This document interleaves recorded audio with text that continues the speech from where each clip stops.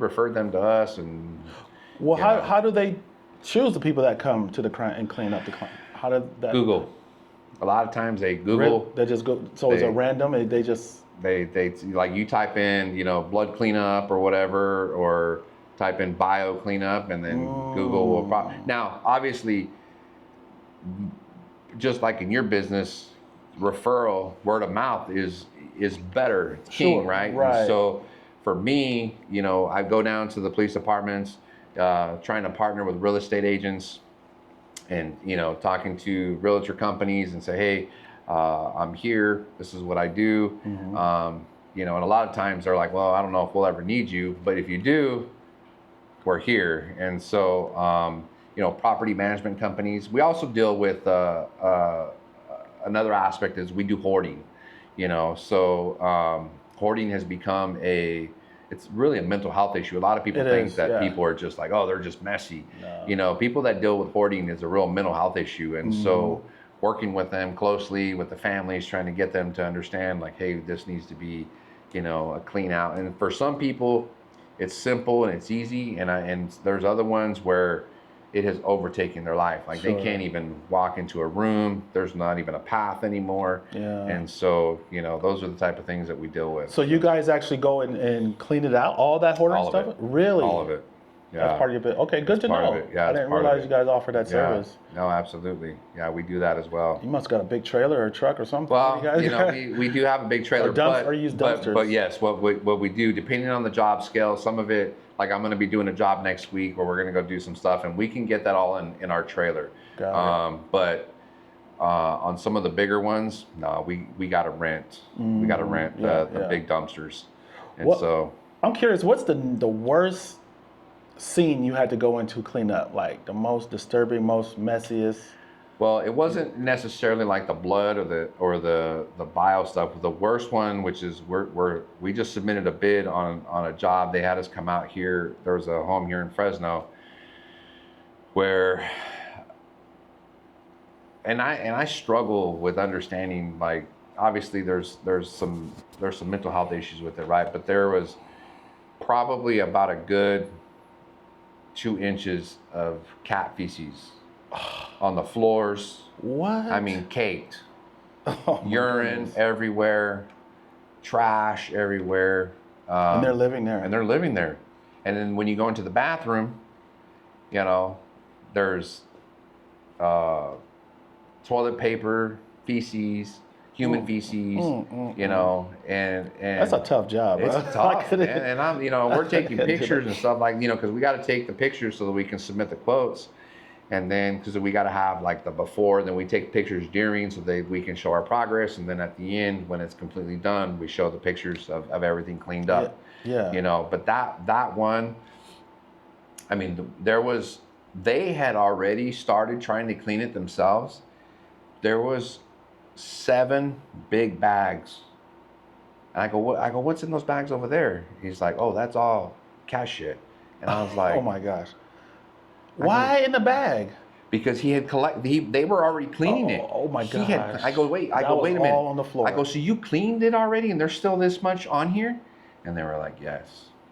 They were to their knees and walking around in it. That's bad. Insane. That's it was bad, bro. It was bad. So we deal with that. That's probably one of the. You guys are in gear? What are you wearing? Full gear. We got full PPEs.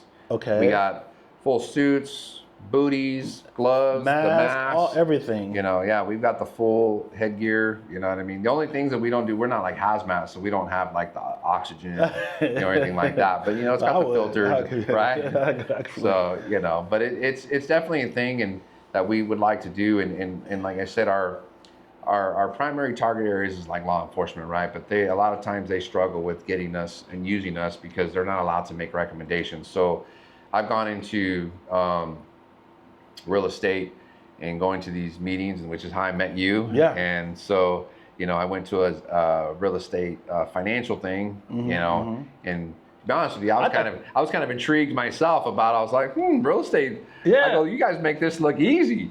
Well, I thought you were there because you were looking to flip houses or get some rental property or something. Not making no real estate moves. No. Soon, at this point, right now, not right now. I'm trying to get this thing going. But if this thing I think the biggest thing, what ends up happening is people realize, like, they go, oh, I didn't know that there was anything like this, and then honestly, their response is always, oh, I could have used you Sure. 2 months ago. Yeah. Or I could have recommended somebody to you, 6 months ago. And it's like, well, hey, now you know me now, Now right? you know, Now right? you Next know, time, right? So next time. And so we also do, which I just submitted a bid over at the VA. I'm getting ready to, it hasn't closed yet, but we're getting ready to submit a bid over there, is bird remediation, right? So bird poop. Okay. So, they're getting ready to do a construction project on the building. And they can't really, the guys that do like the general contracting, they can't do any of the construction work until the bird poop gets cleaned out. And so on the roof? On the roof. So you guys are doing climbing roofs, scaling roofs, so y'all doing it all. Well, that'll be something big. I don't know how we're going to do that yet, but that sounds like a big, that's going to be a big project. Yeah, that's going to be a big project. So I'm hopeful that we can land that. Big ticket right there too. You guys gotta pay you. So it'll be fun. And so we're in the process of trying to help people, because obviously in those situations, whether it be crime or whether it be hoarding, the situation's bad. Yeah. Right? Yes. The situation is bad. And so we're not trying to, that's why we're a help first business. I was going to say, I love the slogan. Who came up with the slogan? That's the corporate company. Corporate, okay. Corporate. That's help first business. I love it. So, they want to help first. And so we'll get the job done and we'll figure out the money situation after the fact. We'll give them the quote. We'll get the job done. And then, when the job's done to your satisfaction, then, send the payment for the service. And so, but we don't want to keep them in the situation that they're in. I mean, something terrible has happened. We want to get in there and clean up as best as we can. And so we offer financing to, as well. And then we work closely with homeowners insurances and stuff like that, or landlords insurances. So,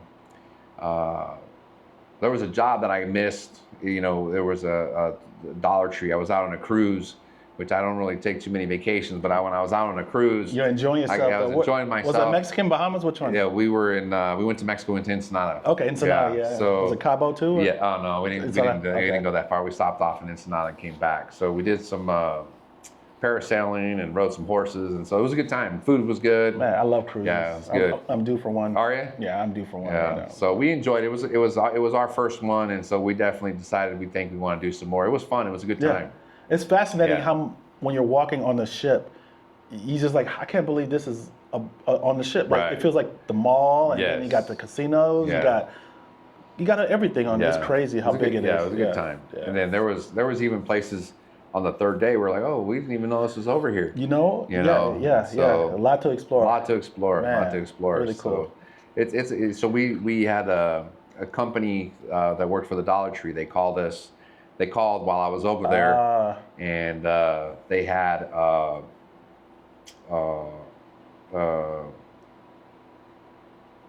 they were getting ready to purchase a building, or they were going to rent a building, I think. And then when they went in there,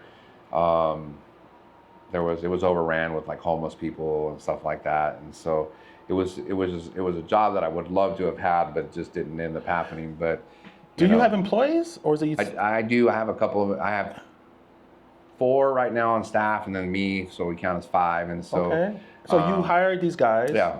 So that's a whole thing in itself too. Yeah. You have to get trained and learn, or just go through that experience of hiring. Training. We do train them. They got to do the basic, bloodborne pathogen stuff. Well, I meant training. You have to get trained to know how to hire. Oh, that's a whole thing. Oh yeah. Just to be a boss and to hire. Yeah. That's a whole set of. Yeah, and that in itself too is more also where I think like networking and stuff like that goes, because right now I kind of want to hire people that, obviously I think we all want to hire people that we can trust, right? Yeah, but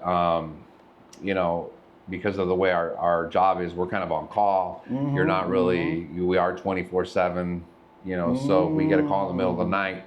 We could potentially end up going. And so now, do you have to go to everyone, or can you have one of your staff? Can you send a couple guys? I do. I go to everyone right now. I do, but my lead technician, who just went through training, the same training that I went through, so he can do that. His name is Brandon, so he can do that where I don't have to be there now. That's okay. Because at one point I had to be at every site just because I was the only one certified. to do a lot of the different things. And Sure. so he's now certified, with all the same training that I had. And so that's awesome. So it's definitely fun. How long I'm has excited. it been? We've only been in business since the end of December. And wow. December. Yeah. So almost not even 6 months. Not even 6 months. So, but it seems like you're off to a pretty good start. Well, you guys are coming. It's coming together, and so we just, we would love to just kind of get people to know that we're here, we exist. Obviously, I would like to build crews and kind of just make it a normal, consistent thing. More than anything else, I want to be able to give the team that I have consistent hours. Regular work. You know what I mean? Instead of just like, hey, we got nothing going on this week. I'll let you guys know. And so I would like to be able to make sure that I can have some good, stable, full-time employees and stuff like that. And so the pressure of being the boss, huh? I know, man, right? It's like you got to feed yourself, you got to feed your family, and you got to look out for your staff. You got to hopefully. So it's a lot. But that's introduction to business, right? Yes, you know what I'm saying? Absolutely. And you hit the ground running, and you're taking on a lot. I think you're taking off quite a bit more than the average person who starts a business, because the average person probably doesn't get a franchise and then start hiring and things like that. They kind of just, whatever their hobby is or whatever they're good at, they try to make that a business. So it's just them, and they'll do it. They'll get some appointments here and there, then they grow slowly. Yeah. But that's we're trying to grow fast, and it's possible. But, hopefully we can. What's your 5-10 year vision? Where do you want this? How big do you want to go? Well, my market right now that I own is this area here: Fresno, Clovis, pretty much all of the north side of the Central Valley, down towards like Visalia, Tulare, Hanford, and all that stuff. Now I can work just about anywhere. I can even if I get a job down in Bakersfield, I can go down there and work. Yeah. But Bakersfield is its own market, and so I'm technically, if somebody were to buy a franchise and work that area, you couldn't touch it. I couldn't go in that area unless I was requested specifically. Specifically. So this area of mine. So getting your name now. My goal is to eventually, I want to buy the Bakersfield market area.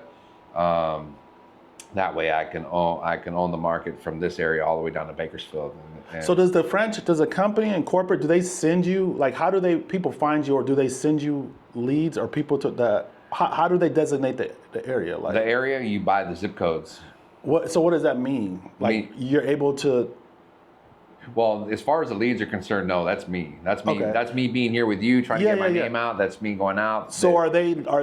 I guess they're spending maybe on Google searches and things like that. Google ads. We do have an SEO. What is it called? Like an SEO. Search engine opportunity thing. But to be honest with you, I don't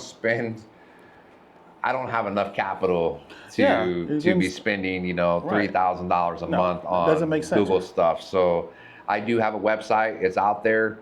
But because I'm not a big budgeted. Sure. I don't. But pay. But advertising for businesses is changing. Yes. And we'll talk a little bit later. But it's completely changing. It's becoming a lot more cheaper. The way everything is shifting, and as we advance in technology and just kind of where things are headed. Yeah. So there's a lot of different ways you can get your word out, but for a much smaller monthly pay. So I'm all for that. Yeah. I'm all for that. How are you? Do you guys got an Instagram page too? We do. Social media? Yeah, it's Bio-One Fresno. Bio-One Fresno. Bio-One Fresno. Yeah. That's How else do people find you? Just pretty much word of mouth and things like that. Word of mouth. We have TikTok. We've got a Facebook. We've got our Instagram, and then of course we have our Google business profile page. And so that's awesome. That's inspiring, bro. You're an inspiration to people especially our age who always wanted to do a business, but they feel like there's no way, they're stuck at this job or stuck at doing what they're doing, and they feel like, oh man, I started too late, or I'm too old, or I mean, it's never too late. Never too late. You could just go for it, right? Never too late. What would you tell somebody who's always thought about it, but just don't even know where to start, and they feel like they're getting older? I didn't really know where to start, but I will say this is that you got to make sure that you're doing what you enjoy. and you want to be able to make sure that there's a market for it, that there's a need for it as well, right? And so, but I will say this, that me just turning 50 years old, I kind of agree with you. There was a point in my life where I thought, I'm too old.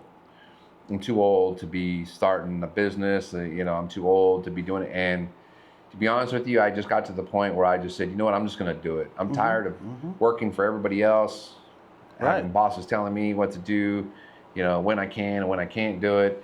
And so I decided, you know what, I'm just gonna do it. And to be honest with you, part of what I'm doing is so that I can leave something behind for my kids, and I have a new granddaughter, and I would just like to be able to just leave them something for sure that has value outside of just my he was a good dad or whatever, which I want that too. But definitely, I want to be able to leave them something that And trust me, they will say you're a great dad, especially if you leave them something. Yeah, right. You know what I mean? Right. They're like, oh man, he was the best. Yeah. So I think it's important that we understand that regardless of your background, where you came from, a small town out of Avenal, from immigrant parents.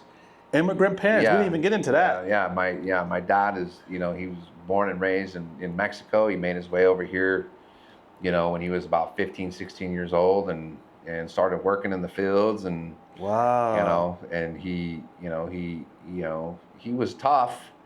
He was tough. He had to be. But he taught me and my siblings a lot, and tough like as in the whippings and he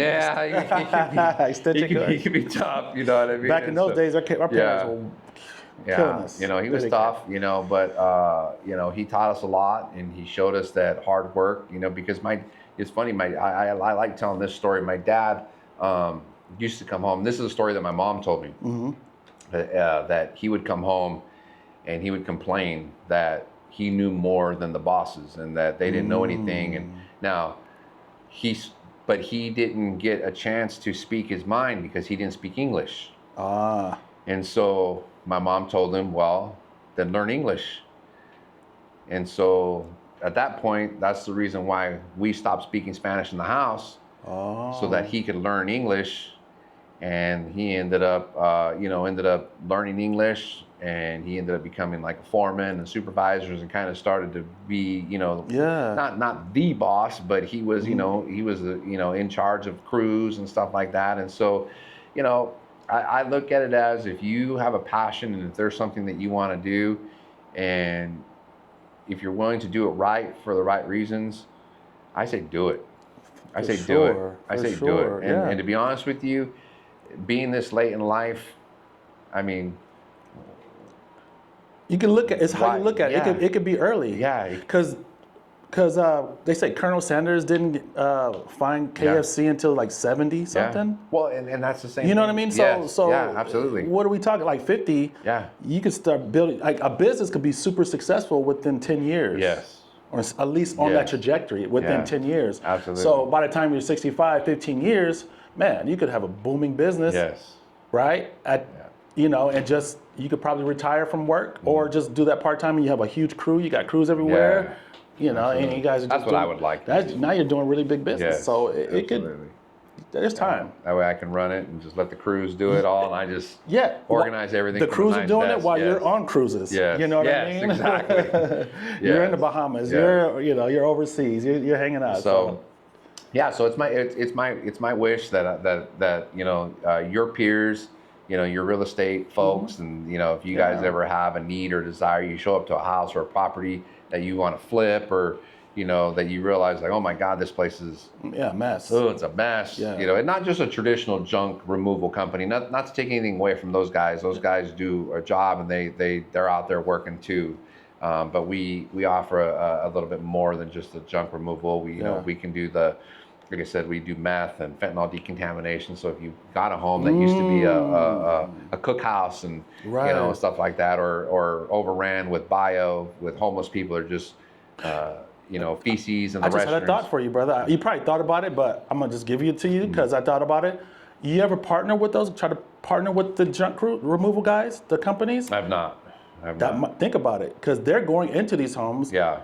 They can do the haul out, and you can do the remaining, if it's meth house, if it's feces, you know what I mean? A lot of times these houses have more than just junk. Yes. So they do their thing, you come in right after. And clean it up. Yeah. No, that's a good idea. That's a good idea. I'll have to let them, hit up. Yeah, reach out. And there's quite a few of them now. There's quite a few. I feel like there's one popping up every week, like a new junk removal company. I've seen them. I do see them. I guess we need it, and it's great. Yeah. It's great, right? Yeah, so absolutely. I mean, and they're always in the houses. Yes.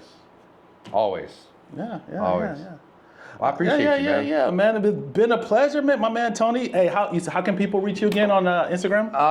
Bio-One Fresno. Bio-One Fresno. Yep. BIO1. No, O-N-E. 1 O-N-E. Yeah. Fresno. Bio-One. You got to spell it out. If you do the one, it won't find it. You got an ad going right now? I do. Okay. I do have one on there. Yeah, it's on there. You can find me. And so, we're 24/7. You can call the number there, 559-421-1816. And we'll come out and give you a free quote. The cleanup man. Cleanup man.